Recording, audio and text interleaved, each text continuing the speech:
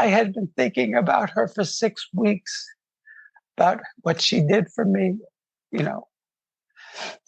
And when I finally got to see her and say thank you, and she was more happy to see me than I was to see her, I think. Hello, dog lovers. Welcome to Rescued by a Dog, a podcast that brings you feel-good stories about dogs who have actually saved their owners' lives. I'm Laura, a mom to two amazing rescue dogs, and author of the novel Not Just a Dog. I am so excited to bring you one of my favorite stories of the season about the incredible pup Sadie who rushed to the rescue when her owner had a stroke. Our sponsor today is a fantastic team of dog trainers in Austin, Texas. Tooth and Tail Dog Services, dedicated to helping humans and their dogs better their communications with one another through training, as well as providing a safe and comfortable environment for dogs while their human parents are away. Check out Tooth and Tail at toothandtaildogservices.com. Now get ready to happy cry as you listen to this beautiful story.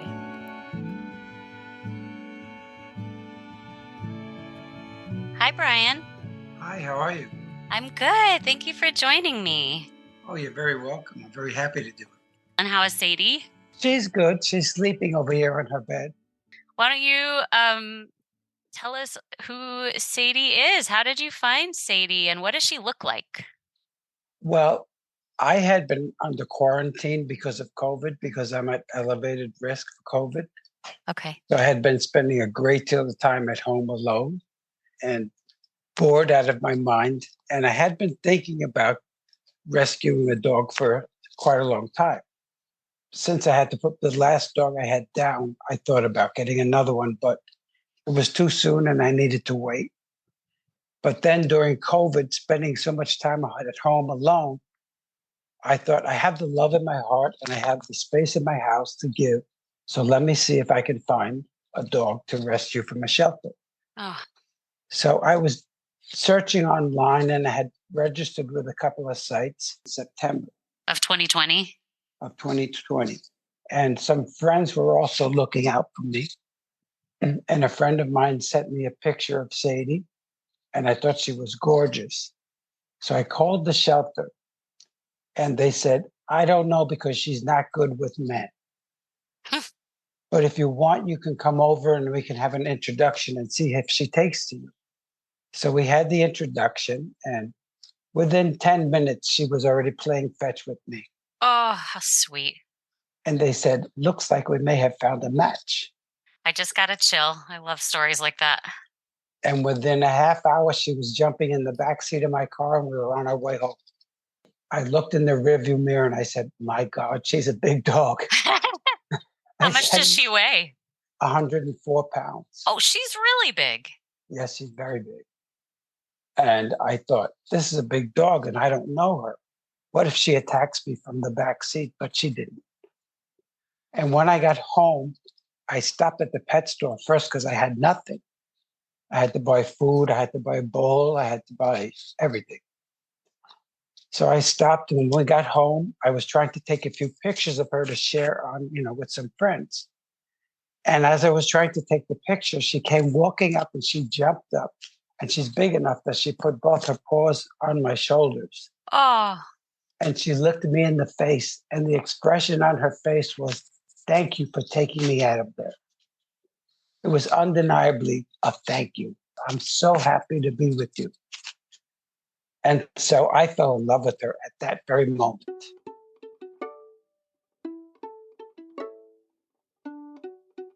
What had her life been like before you met her? I don't know much about her history except that she had been with the same person for 6 years. And this young lady got a new boyfriend, and there was an issue with the boyfriend and Sadie. And so she dropped her off at the shelter. I don't know if they were moving or what the story was, but I thought to myself, she's going to break up with the boyfriend in 6 months and regret doing this. And actually what's happened is I heard that she saw the story on the news. Yeah. And she was called the shelter sobbing and crying, saying that she's so happy that Sadie found a loving home. Oh, how beautiful. Yeah, the executive director, I asked her, why do you think she took to me? She said, I think it's your calm demeanor. Mm, yep. She's a bit skittish, and Yep. my calm demeanor was, she felt comfortable with me. Right. That makes sense to me. Okay. So, what was life like when y'all first got home together? Oh, we started because I used to go out walking 6 miles a day. And so she started joining me on my walks. Oh, I bet she loved that. She did. She lost 10 pounds. And so we were having, a good life together.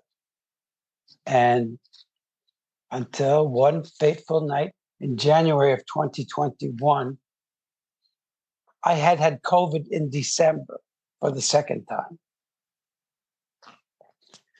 And I recovered from that, or so I thought. Yeah. And I was sick for about 2.5 weeks. I was feeling better and I was getting back to my normal routine and taking her out and walking and playing fetch in the yard with her. And then one night while I was sleeping, I got up to use the bathroom. And as soon as I tried to stand up, my legs collapsed from underneath me and I went straight down. And she came running.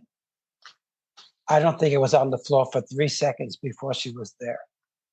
And I was slipping in and out of consciousness. And she stood over me, licking my face to keep me awake. Oh, for how long? I don't know, but I know I was there for a while because I kept waking up and trying to get up, but I fell straight back down. And what was happening to you? I was having a stroke.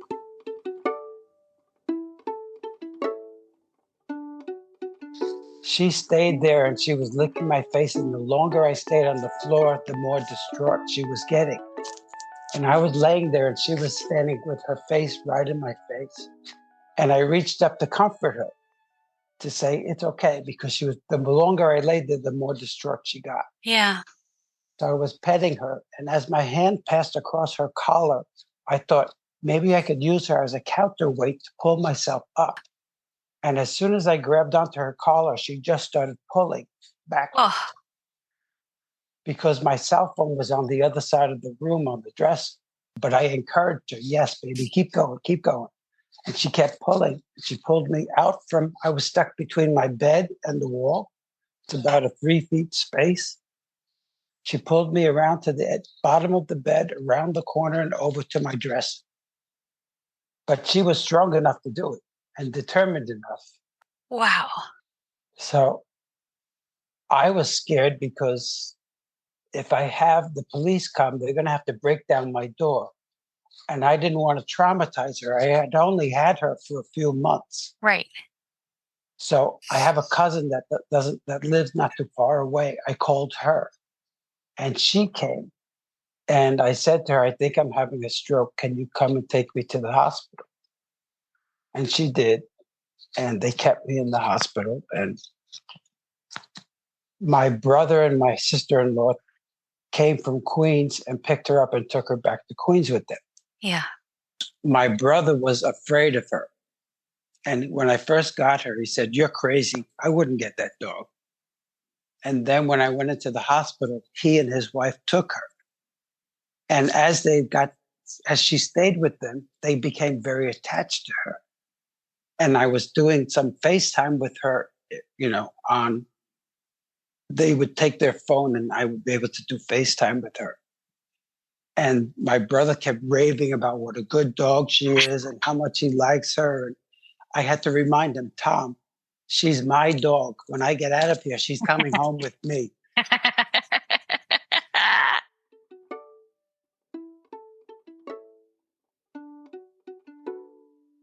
I was in inpatient rehab. Ooh, for a long time. About a month, yeah. Okay. And my sister-in-law happened to be complaining about the shedding. And I thought maybe because I changed her food, maybe that's what's causing the excessive shedding. So I called our Barry, the shelter where I got her, to ask, what food she had been eating, because maybe I should switch her back to that food. And as I was talking to Megan, the executive director, she said, "How is Sadie?" I said, "She's good." She said, "Is she there with you now?" I said, "No, she's with my brother." She said, "Why? Is everything okay?" And I said, "I'm actually in the hospital. I had a stroke." I said, Megan, as a matter of fact, Sadie helped me. I grabbed her collar and she pulled me across the room to where my cell phone was. And she said, "This is incredible, Brian. Do you mind if I put it on our website?" I said, "No, absolutely." Once she put it on her website, it went viral. I had people calling me from Europe, from Canada, all over the United States, ABC, NBC, CBS, A&E, Ellen DeGeneres, Kelly and Ryan, so many. Well, what was happening was while I was in the rehab facility, I was getting calls to do interviews. And I was doing interviews from my room in the facility. And the executive director of the facility came to my room one day and he said, "I hear you're quite the celebrity." And I said, "Yeah, apparently." And when it came time for me to be discharged, he came back to my room and he said, "I have a couple of surprises for you." He said, "I've arranged to have a clap out for you." You know what a clap out is? Yeah. Yeah. Can you describe it though for anyone listening who doesn't know? It's where all of the doctors and all of the nurses line up in the hallway and they wheel you out and everybody claps as you pass by. And the entire staff was there because they all knew me, they knew my story. And so it was for me, it was overwhelming because I'm kind of a shy person. And to have that many people clapping for me. But the real surprise was he had made arrangements for my reunion with Sadie to be in the parking lot. Oh. So when I was in the lobby, they said, "We have to warn you because we don't want you to be shocked. There's a lot of media outside." I thought, "Why is there media outside?" Well, the executive director is so excited about your story that he's asked the media to come. And when they wheeled me out the front door, there was a ton of people out there, media and supporting staff and cameramen and people from the facility that wanted to watch it. And everyone was in tears. Oh. She came running over to me and she jumped up on me and she was licking me and I Oh. was hugging her and we were both crying. She was crying, I was crying. In fact, every time I think about this, I get emotional because I had been thinking about her for 6 weeks, about what she did for me, you know. And when I finally got to see her and say thank you, and she was more happy to see me than I was to see her, I think.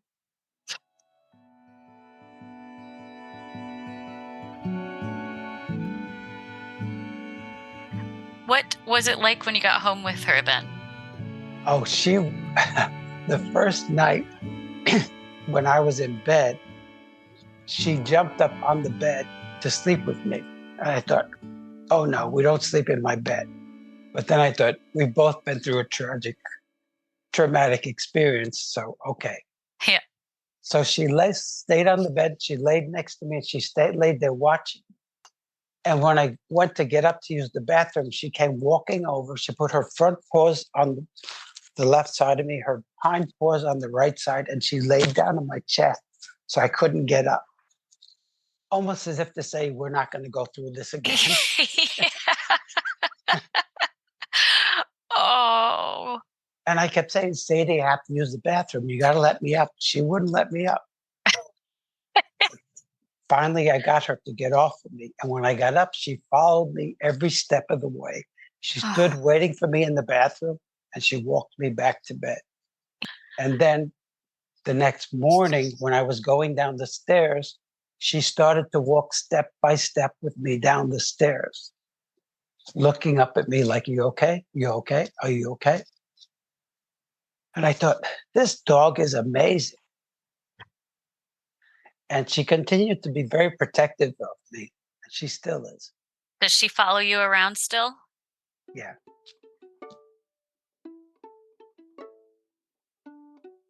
What do you do together when you're just having leisure time with her?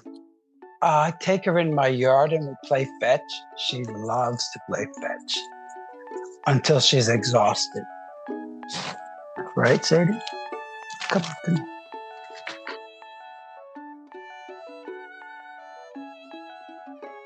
What is a particularly happy memory that you have with Sadie? Living next door to me, I have twin girls, and they're about 6 years old.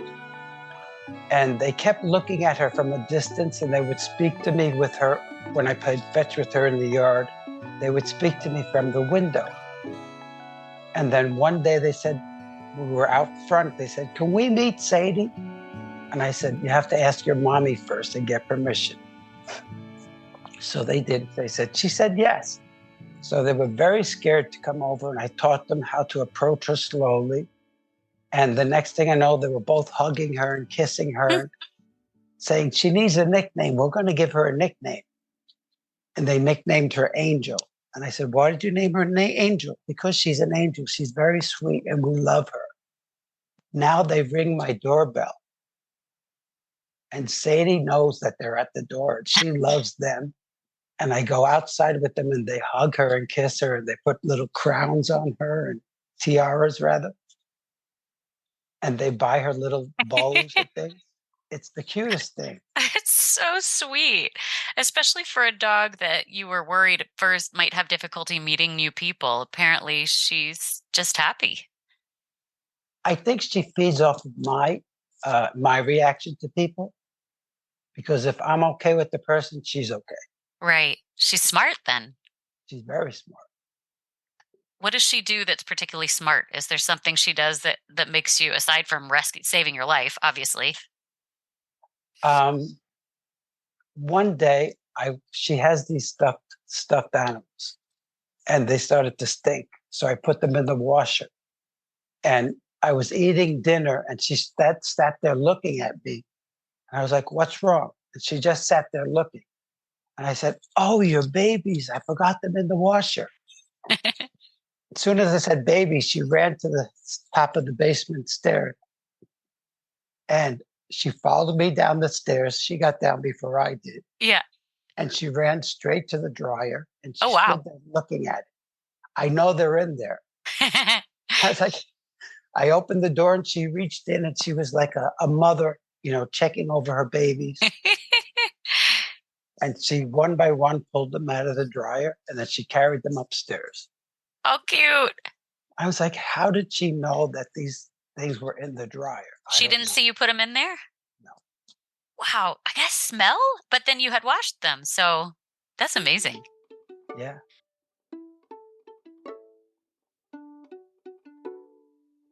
Oh, one other thing. I don't know if you're familiar with the Animal Medical Center in Manhattan. No. It's on the Riverside Drive and 62nd Street. Yeah. They gave Sadie their Top Dog Award for 2021. Good girl. So we had a celebration ceremony, award ceremony in Cipriani on 42nd Street. It's a very upscale restaurant. It was beautiful.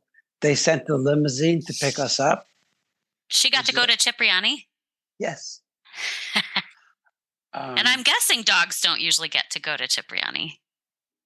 I don't think so. Yeah, I don't think so either. Did they make her some food? No, but they rolled out a red carpet for us. Yeah, nice. And we went on stage, and she was presented with a plaque and a medal.